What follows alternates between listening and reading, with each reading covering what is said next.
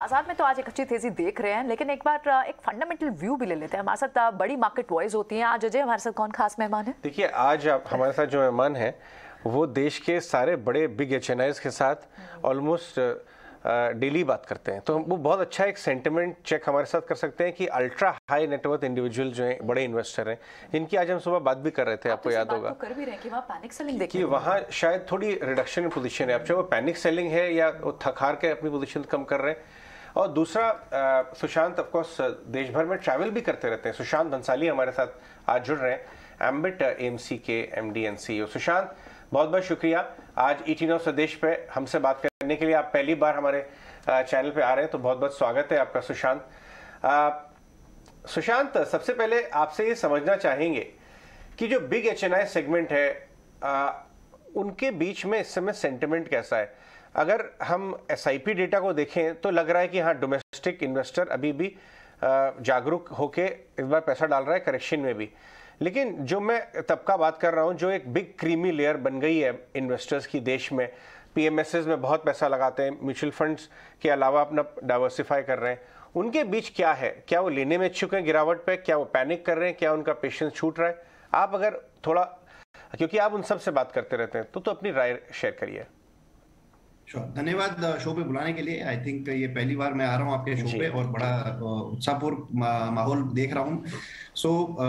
जैसा आपने बताया, मैं काफी ट्रेवल कर रहा हूँ। इनफैक्ट आज भी मैं दिल्ली में हूँ कल से। और इन्वेस्टर उत्साह की अगर बात करें, जो हम एचएनआई इन्वेस्टर से अभी मिल रहे हैं और बात कर रहे हैं, पैनिक तो कहीं पर भी नहीं है। आई थिंक जिस भी इन्वेस्टर्स और प्रोस्पेक्टिव इन्वेस्टर से हम मिल रहे हैं, हर जना यही सवाल पूछ रहा है कि अभी पैसा डाल दें क्या। एंड तकरीबन सबका यही व्यू है कि India is going to grow.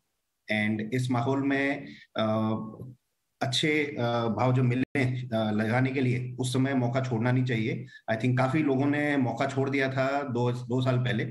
और जो 18 महीने की तेजी आई थी मार्च 2020 से लेके सितंबर 2021 तक, जब बाजार एकदम वन वे चला था, काफी लोग यकीन नहीं कर पा रहे थे कि मार्केट रियलिस्टिक है। बट जब अर्निंग ग्रोथ आई कंपनीज में 2021 ऑनवर्ड्स, तब लोगों को लगा कि बाजार ने जो अर्निंग्स ग्रोथ है उसको पहले से पढ़ लिया था। बाजार, हमारा मानना है कि हमेशा सबसे होशियार होता है, बाजार को सब पता होता है। और इसी वजह से आई थिंक जिन इन्वेस्टर्स ने बस पकड़ी नहीं थी टाइम पे, वो अब लोग बस को मिस नहीं करना चाहते हैं। इन्वेस्टर्स काफी मैच्योर हो चुके हैं इन लास्ट 10-15 ईयर्स।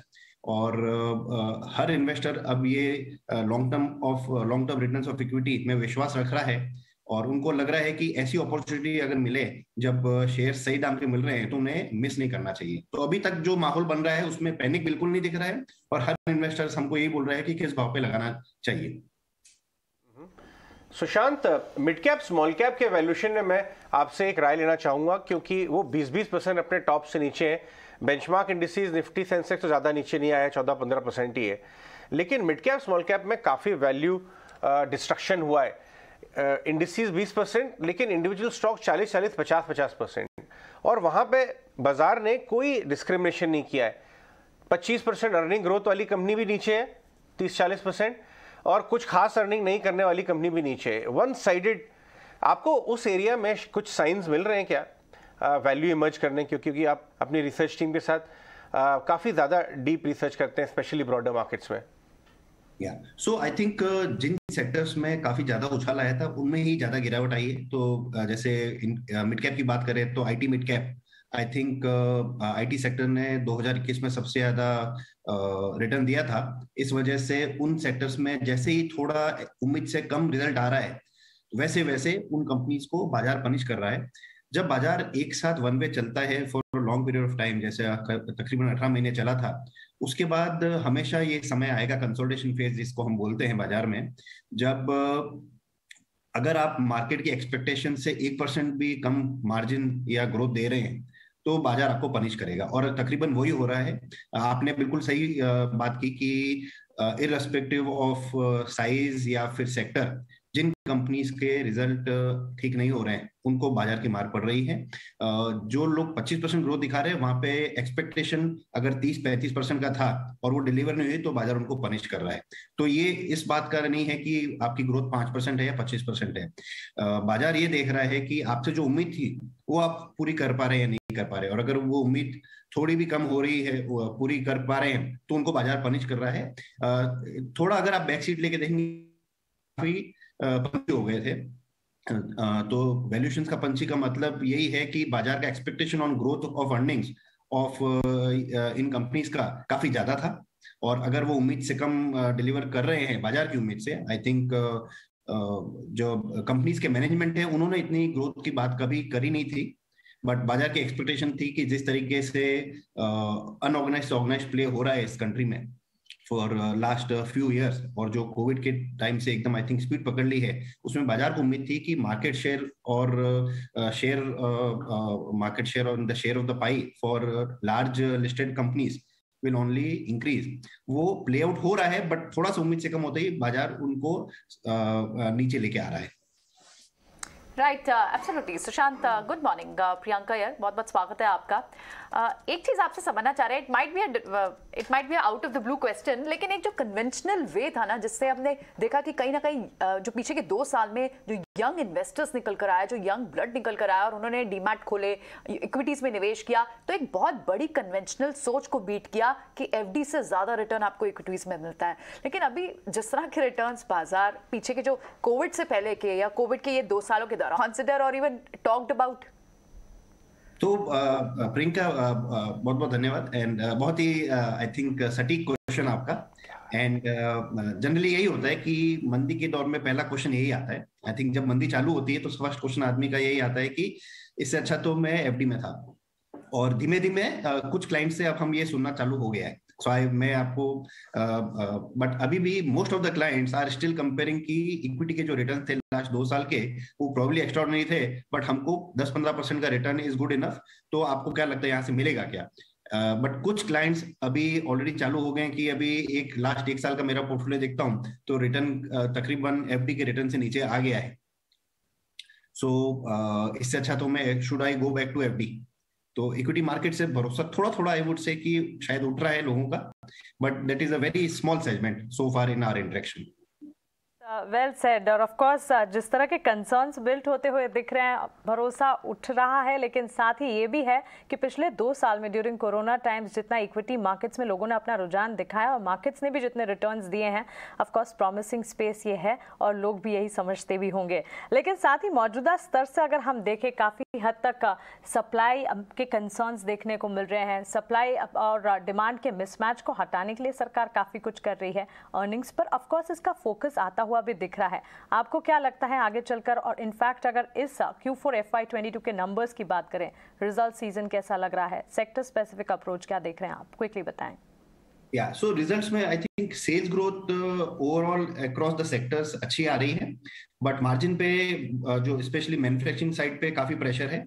सर्विसेज में, आईटी में मार्जिन पे थोड़ा प्रेशर आया because of high wage increase. I think सबसे ज्यादा एट्रिशन, काफी एट्रिशन बढ़ गया है, और आईटी सेक्टर में जिससे भी बात करते हैं लास्ट 6 महीने से हम यही सुनते आ रहे हैं कि लोग नहीं मिल रहे हैं और सैलरीज काफी बढ़ गई है और पीपल जॉब हॉप काफी करने लग गए हैं।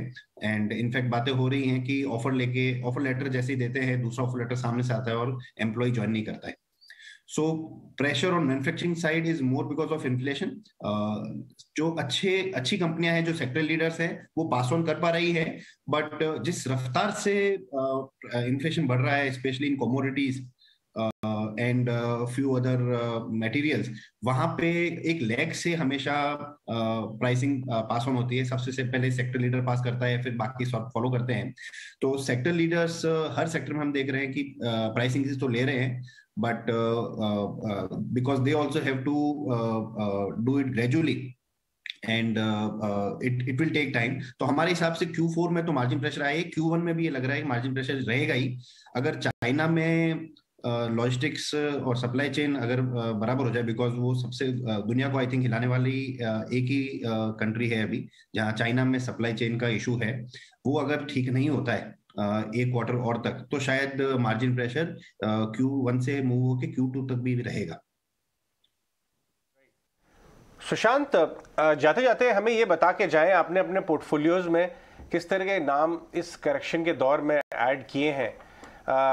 अगर आप कॉर्पोरेट्स की बात करें, नाम एग्जैक्टली मतलब स्टॉक्स के नाम ना बताएं, बट ये बताएं कि आपने कौन सी कैटेगरीज में से, कौन से बिजनेसेस में से आपने चुनिंदा नाम अपने ऐड किए होंगे पोर्टफोलियो में, जहां पे अर्निंग के प्रोस्पेक्ट्स अच्छे हैं और भाव नीचे है। सो पोर्टफोलियो में ऐसे ज्यादा हमने बदलाव नहीं किए हैं, बट ऑफ कोर्स मार्केट की अपॉर्चुनिटी को यूज करके जिन स्टॉक्स में प्राइस ज्यादा गिरे हैं, जो हमको लगता है कि शॉर्ट टर्म रिएक्शन है, बाजार के सेंटीमेंट का रिएक्शन है, वहां पे हमने थोड़ा वेट्स बढ़ाए हैं। सो आई वुड पेंट सेक्टर में और आईटी सेक्टर में हमने थोड़े वेट्स बढ़ाए हैं, और अच्छे सेक्टर जो हमको लग रहे हैं नेक्स्ट 6-8 महीने के हिसाब से, उसमें अदर देन आईटी सेक्टर हमको बैंकिंग और ऑटो सेक्टर अच्छा लग रहा है, तो वहां पे हम काफी बुलिश हैं और हमने थोड़े वेट्स बढ़ाए हैं वहां पे। ये बहुत बढ़िया आपने जवाब दिया। बैंकिंग, ऑटो में आप चौथे या पांचवें बड़े मार्केट के पार्टिसिपेंट हैं जो एक महीने में हमें बता रहे हैं अपनी पोजीशंस आगे की बढ़ रही हैं वहां पे। तो क्लियरली मार्केट जो एकदम नजरअंदाज कर रहा था और कोई रीजन नहीं दिख रहा था उस एरिया में खरीदने का, अब आपको वहां पे मेरिट दिखता है कि ऑटो नेम्स ऐड करने चाहिए। सुशांत, बहुत बहुत शुक्रिया। इस बार तो आप दिल्ली में हैं तो हम आपसे कुछ नहीं कहेंगे। प्रियंका और हम अभी यही बात कर रहे थे, आप तुम्हारे पड़ोसी भी हैं और आप अगली बार हमारे स्टूडियो में आइएगा, फिर हम चाय का आनंद लेंगे और आपसे सारे स्टॉक्स और इनके बारे में बात करेंगे। बाय द वे, एक बहुत इंटरेस्टिंग डिस्कशन, वी मार्ट के आनंद अग्रवाल जी देखिए जुड़ रहे हैं हमारे साथ। कॉर्पोरेट्स का व्यू आपको इस समय जानना बहुत जरूरी है, आप चाहें तो उसको सुन सकते हैं। बट बहुत बहुत धन्यवाद सुशांत आज हमारे साथ जुड़ने के लिए। Anand ji, we mart retail में बिजनेस का, कारोबार का क्या हाल है? क्योंकि आपके सेक्टर के और लोगों से बात करते हैं